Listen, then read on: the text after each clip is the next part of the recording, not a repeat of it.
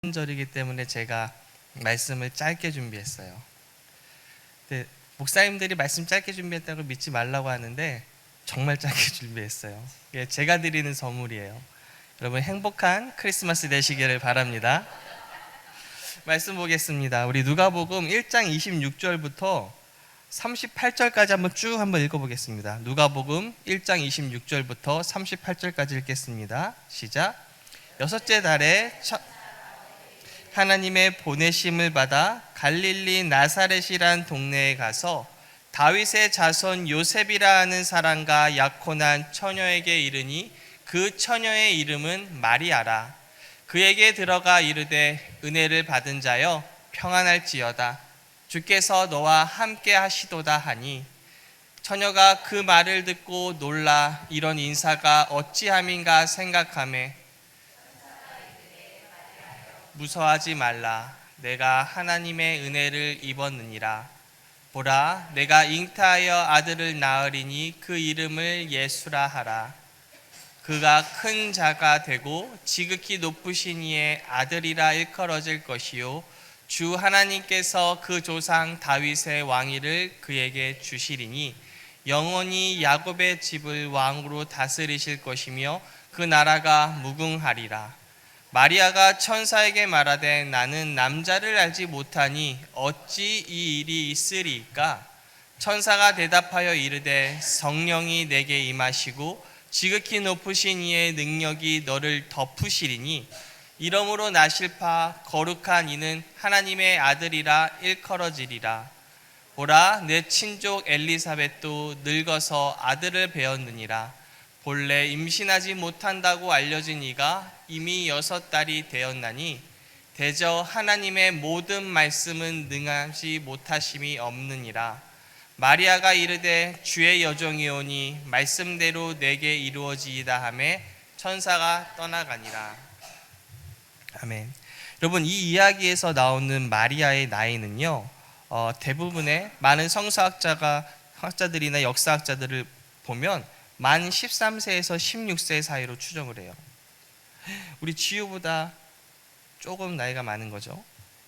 많이 어려 보이지만 당시 유대 사회에서 그 나이에 정혼하는 것이 일반적이었어요. 그 어린 나이에요, 요셉과 정혼한 마리아에게 하나님의 천사가 와서 네가 아이를 낳을 것이다 이렇게 말을 한 거예요. 당시 여러분 이스라엘의 결혼 관습에는요 크게 두 단계로 나뉘어요. 1단계가 정혼의 단계예요. 히브리어로 키두신 또는 에루신이라고 불리는데 법적인 결혼 상태를 뜻해요. 법적으로는 부부지만 아직 함께 살진 않아요. 신부는 대략 1년간의 친정집에서 머물면서 정결을 지키고 시집갈 준비를 해요. 이제 두 번째 단계가 니수인이라고 해서 취하다, 취함의 뜻이 있어요. 정혼 후에 1년이 지나면 신랑이 신부를 데리러 오는 예식을 치르고 이제 함께 살게 되는 거예요. 그래서 마태복음 1장 18절을 보시면요 이렇게 나오죠. 1장 18절 보세요. 그의 어머니 마리아가 요셉과 약혼하고 동거하기 전에 성령으로 잉태된 것이 나타났더니, 여기서 약혼이 정혼 그 1단계예요. 그리고 동거하기 전에 2단계인 니수인이라는 거예요. 지금 마리아는요 1단계에 머물러 있어요. 법적으로는 부부지만 실제로 같이 하진 않아요. 여러분, 근데 이건 간단한 문제가 아니에요. 당시요 정혼한 여자가, 이 1단계에 있는 여자가 동거하기 2단계로 가기 전에 임신을 하면 자신의 남편이 아이라면 법적인 것으로는 무죄이지만 사회적으로 부끄럽고 수치를 당해요. 그런데 지금 요셉의 입장에서는 자기의 아이가 아니에요. 당시 율법에 따라서 마리아는요 사람들 앞에 끌려가서 돌에 맞아 죽는 투석형을 당할 수도 있어요. 마리아는 그걸 알면서도 자신에게 주어진 운명을, 예수님을 받아들인 거예요. 그리고 요셉도요 충분히 마리아를 율법으로 따라 처형할 수도 있지만 천사가 현몽하는 것을 믿고 마리아를 받아들여요. 그들은 결정했어요. 마리아는 예수님을 품는 것을 받아들이는 결정, 요셉은 자신의 아이가 아님에도 불구하고 아내를 받아들이는 결정을 한 거예요. 하나님을 믿기 때문에 결정한 거예요. 여러분, 믿음은요 이렇게 결정을 요구해요. 외국의 저명한 기독교인들이 서로 대담하는 프로그램을 제가 본 적이 있는데, 한 패널이요 이렇게 말한 게 참 인상 깊었어요. 왜 마리아와 요셉을 하나님이 선택했을까요? 서로 이렇게 대담을 해요. 이것에 대한 질문이었는데 이런 답을 해요. 한 패널이요. 마리아와 요셉 전에 얼마나 많은 후보들이 있었는지 성경은 말하지 않아요. 무슨 의미인지 아세요? 많은 후보가 있었을 수도 있지만 지금 실제로 그랬다는 건 아니에요. 오해하지 마세요. 하지만 많은 후보가 있었을 수도 있지만 그 부르심에 응답한 건 마리아였고 요셉이었다. 그 말 한 거예요. 이 패널은 이걸 강조하고 싶었던 거예요. 여러분, 우리 인생 가운데요 하나님의 역사하시고 일하시는 사건으로 자신들의 백성들을 초청하시는 일들이 있어요. 누군가는 그 초청에 반응하고요, 누군가는 그냥 지나쳐요. 여러분, 지금 여기서 우리가 하나님을 예배하는 것이요, 그 놀라운 자리로 하나님이 여러분을 초청하셨어요. 지금 세상에서는요 주인공인 예수님 없이 크리스마스를 막 즐기죠. 하지만 우리는 먼저 예배를 드려요. 지금 중간에 여러분이 이 자리를 나가셔도요 누구도 말릴 사람 없어요. 여기 오지 않으셔도 누가 뭐라고 할 사람 없어요. 하지만 여러분은 결정하신 거예요. 내가 오늘 교회 가서 예배 드리겠다. 여러분, 예배가 우리가 매주 드리기에 아무것도 아닌 것처럼 보이지만 그게 아니거든요. 우리가 예배를 드리지 못하게, 예배 자리에 나오지 못하게 만드는 세상의 유혹도 있고요, 또 안일한 마음이 나를 지배하기도 하고요, 또 혹은 교회에 와서 예배를 드리고 싶어도 몸이 아파서, 거동이 불편해서, 주변에 교회가 없어서 TV로 예배 드리는 분들 참 많아요. 그런데 여러분은 믿음의 결정을 내리셨고 그 결정을 하나님이 기뻐하실 거라고 믿습니다. 여러분, 우리가 이 자리에 올 수 있었던 거 다 하나님의 은혜예요. 우리 누가복음 2장 1절부터 우리 한번 7절 읽어보겠습니다. 누가복음 2장 1절에서 7절이요. 그때 가이사 아구스도가 영을 내려 천하로 다 호적하라 하였으니 이 호적은 구레뇨가 수리아 총독이 되었을 때 처음 한 것이라 모든 사람이 호적하러 각각 고향으로 돌아가매 요셉도 다윗의 집 족속이므로 갈릴리 나사렛 동네에서 베들레헴이라는 다윗의 동네로 그 약혼한 마리아와 함께 호적하러 올라가니 마리아가 이미 잉태하더라. 거기 있을 때 첫 아들을 낳아 강보로 싸서 구유에 누였으니 이는 여간에 있을 곳이 없음이러라. 지금 누가복음 2장에서요 갑자기 한 인물을 등장시키죠. 그 사람은 가이사 아구스도예요. 로마의 황제예요. 그가 명령을 내리는데 그가 다스리는 모든 땅에 사람들이 각자의 고향으로 가서 호적을 하라는 거예요. 쉽게 말하면 인구조사하라는 거예요. 거주지, 가족관계, 재산 상태를 파악해서 효율적으로 세금을 매기고 또 병역자원을 파악하기 위해서예요.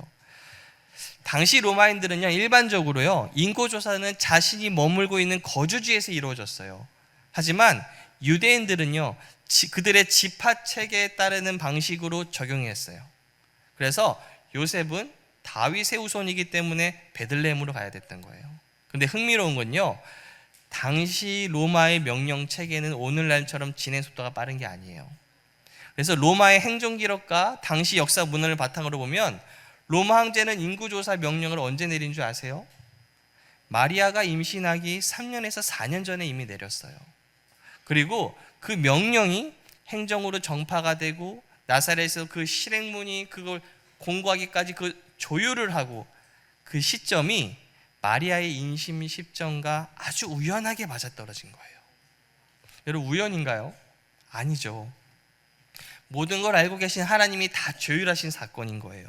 저는 이 부분을 보면서 예수님이 염려하지 말라고 하실만하다, 그 생각을 했어요. 여러분, 마태복음 6장 25절부터 27절 보세요.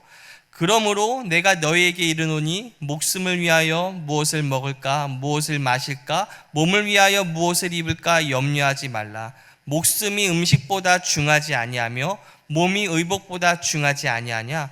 공중의 새를 보라. 심지도 않고 거두지도 않고 창고에 모아들이지도 아니하되 너희 하늘 아버지께서 기르시나니 너희는 이것들보다 귀하지 아니하냐?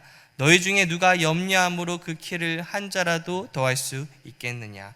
예수님을 알았던 거예요. 하나님 아버지가 일하시는 방식을요. 저의 여러분은요, 시간의 영향을 받죠.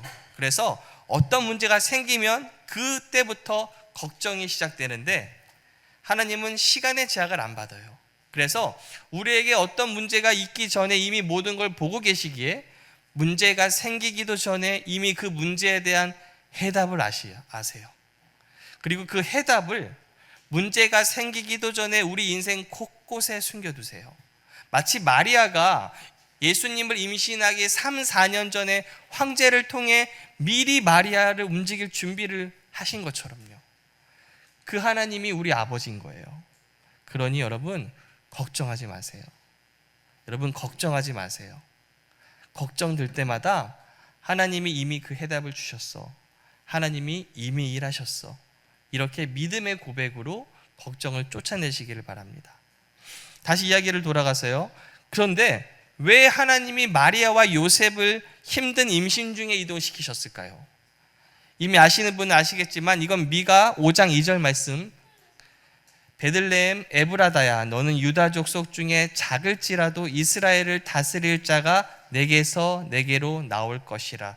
이 예언의 말씀을 성취한 거예요. 예수님을 믿지 않는 역사가들은요, 황제의 호적 명령을 두고 정치적으로, 경제적으로, 행정적인 이유로 황제가 호족할 필요성이 있었다고 말해요. 물론 그런 필요성이 있었어요. 하지만 성경은 왜 이런 일이 일어났다고 말하나요? 예수님을 향한 이 예언의 말씀을 이루어지기 위해서 하나님이 일하셨다고 말하는 거예요. 제가 이 부분을 참 많이 묵상했어요. 여러분, 이 황제는요, 요셉 몰라요. 마리아도 몰라요. 이들은 황제에게 의미가 없는 존재예요. 그런데 왜 하나님이 황제의 마음을 움직이셨고 마리아와 요셉까지 움직이시나요? 예수님 때문에 그런 거예요. 예수님 때문에 황제를 움직이셨고 예수님 때문에 마리아와 요셉이 베들레헴으로 가야 됐어요. 여러분, 여기서 큰 인사이트가 있어요. 왜 하나님이 우리 인생에 개입하실까요? 내 환경을, 내 주변 인물을, 심지어 나라까지도 왜 움직이실까요? 예수님 때문이에요. 우리와 함께 하시는 예수님, 우리 안에 계시는 그 예수님 때문에 움직이세요. 사람들은요, 기본적으로 어떤 일이 생기거나 무슨 일이 일어나면 먼저 내가 어떻게 해야 될까? 내가 무엇을 해야 할까에 집중해요. 그런데 하나님이 먼저 집중하는 건 예수님을 바라보시고 예수님을 향한 그 약속의 말씀에 집중하세요. 그래서 여러분, 정말 지혜롭게 사는 건 자꾸만 내 자신을 바라보면서 어떻게 해야 될까? 무엇을 해야 하나님을 움직일 수 있을까? 그걸 보는 게 아니라 예수님을 보는 거예요. 구체적으로 예수님을 통한 하나님의 약속의 말씀이 무엇이지? 그걸 우리 마음에 품는 거예요. 예를 들어 응답받을 기도가 있을 때 내가 어떻게 해야 응답받을 수 있을까? 그런데 예수님 뭐라 하셨을까요? 요한복음 14장 13절에요. 너희가 내 이름으로 무엇을 구하든지 내가 행하리니 이는 아버지로 하여금 아들로 말미암아 영광을 받으시게 하려 함이라. 예수님의 이름으로 기도하는 것이구나. 내가 무엇을 할까가 아니라 그 이름으로 기도하면 하나님이 응답하시는구나. 예수님께 포커스를 맞추는 거예요. 또 아브라함의 자손에 대해서 제가 있었어요. 누가복음 13장 16절에 이런 말씀이 나오죠. 그러면 18해 동안 사탄에게 매임받은 이 아브라함의 딸을 안식일에 이 매임에서 푸는 것이 합당하지 아니하냐? 왜 이 여인을 안식일에 고치냐고 비난하는 회당장에게 왜 고쳐주신다고 하는지 아세요? 이 딸은 아브라함의 딸이니까. 한번 찾아보세요. 그 어떤 다른 이유도 언급하지 않으세요, 예수님이. 단지 그녀는 아브라함의 자손이다.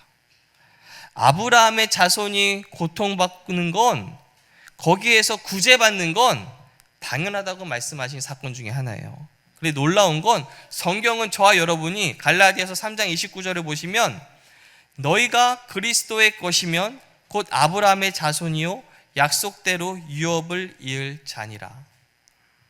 예수님의 것이 된 저와 여러분은 아브라함의 자손이 되었고 그의 자손이 갖게 되는 유업을 상속받게 되었다고 말하는 거예요. 저와 여러분이 아브라함의 자손이 된 건 예수님을 믿어서 그분의 소유가 되었기 때문이에요. 예수님을 믿으면 우리의 바뀐 정체성 중에 하나가 아브라함의 자손이 되는 거예요. 하나님은 왜 우리를 아브라함의 자손이라고 불러주나요? 예수님 때문이에요.